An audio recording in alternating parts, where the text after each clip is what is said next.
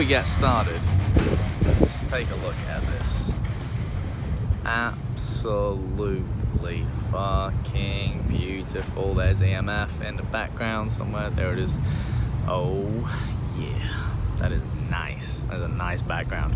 And hopefully it's not going to be too sunny, but that sun is going to drop pretty damn soon. And again, hopefully it's not too windy either, because I know the elements are there. I might even just... Alright, so I wanted to talk to you about deloads, right? I'm going to try and keep this short, sharp, sweet. I know I keep saying that, and then I go and do a 20-minute video, but I will endeavor to keep it as short and sweet as I can. And I thought, why not talk about deloads, because I'm on a deload. I know, very original, but I have talked to you about them before, but of course, you know, every so often I thought, let's talk about them again. There's something I've missed. Perhaps I'm a little bit more educated now and I've learned something else. So, deloads. What is a deload? A deload is a purposeful reduction in total volume and or intensity in regards to your training.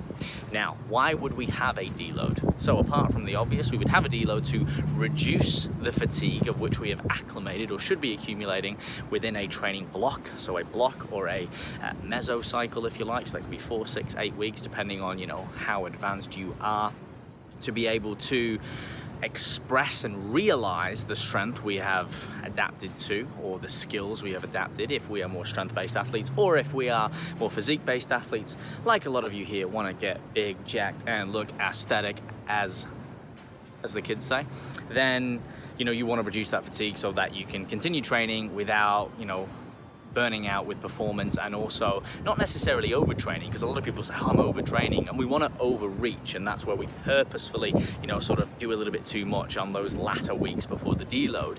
However, if we do not deload and reduce the fatigue, it's not that we necessarily overtrain, it's that we under-recover.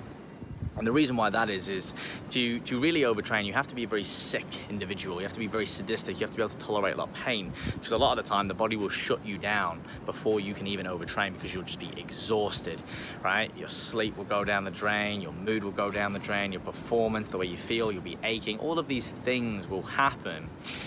But there are people who can push through that. Very little of us do. So yes, we can call it overtraining, but it's really under-recovering, because we're not allowing the body enough nutrients, enough rest, enough reduction in stress to be able to actually come back and then train. So you can think about it as a deload is not necessarily a backward step, it's a side step, if you like, or even if you do want to think about it as one step back to take 2 steps forwards, but I like it's a side step to be able to come back in and then progress forward again.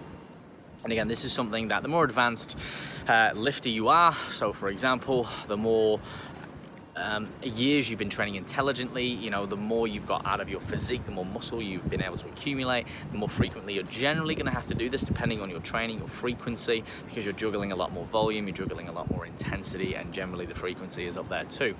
So there's always caveats to it. So if you are feeling really, really, you know, depleted, you're finding that, you know, you're just not able to perform at that level, the mood is not there when you go in the gym, you're just not feeling the pump, it's just not quite there, you're exhausted, your sleep's gone down the drain, oftentimes this is a sign that you need a deload. But first, I always go through the checklist, and we want to look at the main things to make sure that they're all in alignment first before we sort of go, well, we do need a deload. And this is generally something that we can look at over a period of time. Beginners, generally they can go a long time, up to 12 weeks without deloading. Again, caveat, depending on the volume, frequency, and intensity. And as we come to more intermediate athletes, we're looking maybe around that 4 to 6 mark.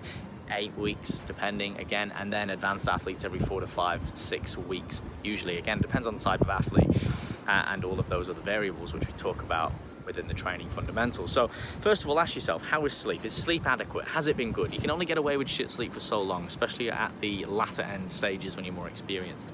Hydration, okay? Nutrition, training adherence and technique, okay?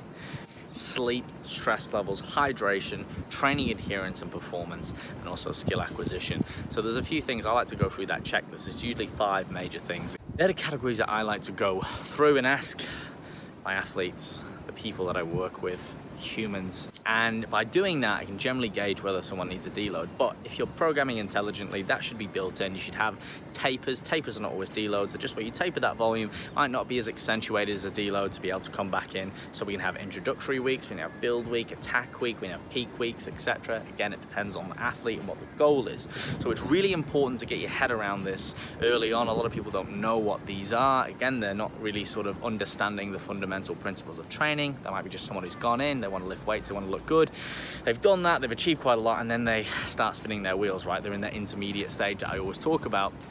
That's where we need to be a lot smarter and a lot more intelligent with our programming and our training, and we need to have now a more pragmatic approach. We need some structure in there, right? We need to understand, okay, you know, what am I doing with my training? You know, how am I going to be progressing on these lifts? I can't just keep adding weight to the bar. You know, am I undulating my volume? I've got different reps and sets, so there's different ways to do that.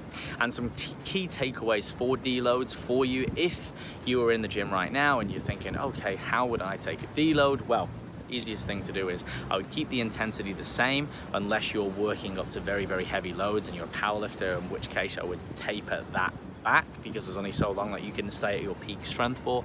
If generally you're a physique athlete like most of you, and you know you're in the gym and you're not necessarily just peaking for heavy singles, you're still doing the main lifts, I would keep the intensity, meaning the weight on the bar, the same for those main lifts. But what I would do is I would knock a set off, and then I would do that for the preceding accessory work and other movements that you're doing. So for example, let's say you're doing bench press, let's say you've been doing, say, 80 kilos for 5 sets of 5. You might go, cool, I'm going to do work up to a heavy single of 90 kilos or whatever on the bench, and then I'm going to do 3 to 4 back off sets with the 80 kilos that I normally do.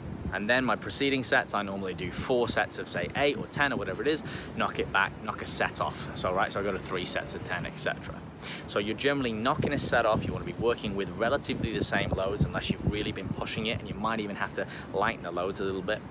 The protocols for retaining muscle mass or muscle retention, the minimum effective dose is actually very, very low. I talked about this via COVID. It's not actually that large, so a lot of the time people are like scared of losing muscle, but the reality of it is it takes literally, as a rule of thumb, up to or less than 1/3 of your volume to actually maintain muscle mass that you've gained.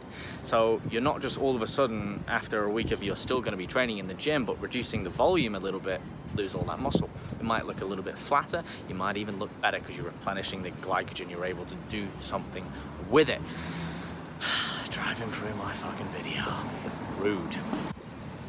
Nah, I'm joking, it's all good. Therein, you're not going to lose any muscle mass, okay? You're actually gonna recover the body's going to over recover, if you like, because it's not having that same stress and stimuli. It's going to use that extra food that it's got because you'll be burning a little less calories, but not too much as we're weight training. But the body will metabolically be allowed to recover, the central nervous system as well. Anything like, for example, fatigue or inflammation will be reduced. A really good time to get a massage as well, which we can talk about in other videos. Plenty of hydration, really, really good sleep, and then that you can come back into an intro week. You might still feel a little bit, oh, how you doing? And then you'll start to feel better and better, and you sort of get this sort of, I find, an overlap effect and a bit of a boost in performance and mood, and then you should have that intro, build, attack, and again, it's a tapered, it's not straight back in, balls to the walls. Again, you want to have that graded approach because otherwise you're not going to be able to improve week after week. So there it is, that's deloads in a nutshell. There's probably some more things I could have mentioned. There's definitely some more things I could have mentioned. But again, I want to keep these videos more user-friendly, sharp and sweet. As I've always said before in my other videos, if you want more in-depth content, listen to my podcast. The link will be on the screen and in the show notes. My academy, go and check that out. That is more around education. It's more the nitty-gritty, the specifics. It's got a lot more structure.